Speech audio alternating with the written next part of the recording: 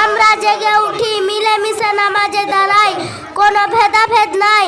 খোদার ভালোবাসা জাগে আমাদের মনে।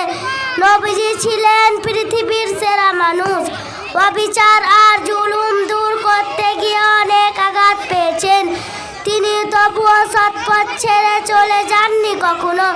তিনি আমাদের পৌঁছে দিয়েছেন আলোর ঠিকানায়। তাই তার আমরা অনুসারীর, আমরা মুসলমান। কুরআন ও হাদিস আমাদের পথে। অবশেষে আল্লাহর কাছে দোয়া করি, হে আল্লাহ, আপনি আমাদেরকে সঠিক পথে চলার তৌফিক দান করো। আমিন। ওয়া আখিরিদ দাওয়ানা আনিল হামদুলিল্লাহি রাব্বিল আলামিন। আসসালামু আলাইকুম ওয়া রাহমাতুল্লাহি ওয়া বারাকাতুহু। रोहिदा खातून अय्यूब अली, रोहिदा खातून अय्यूब अली। इसके बाद बिलाल यहाँ खड़ा हो जाए मेरे पास, तबस्सुम उसके पास खड़ा हो जाए।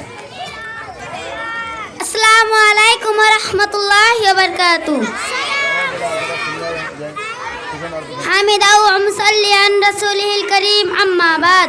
अऊज़ु बिल्लाहि मिनश शैतानिर रजीम, बिस्मिल्लाहिर रहमानिर रहीम।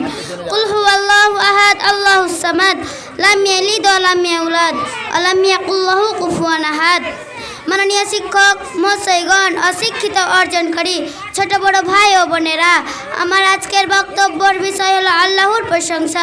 আল্লাহ আমাদের মালিক। তিনি এই পৃথিবী সৃজন করেছেন। এই পৃথিবী সব কিছুই তারই। বিশাল পাহাড়, আঁকাবাঁকা নদী আর বয় বনবনানি সবুজ প্রাণ দিয়ে ভরেছেন আমাদের দেশ। এখানে ভোরের পাখিরা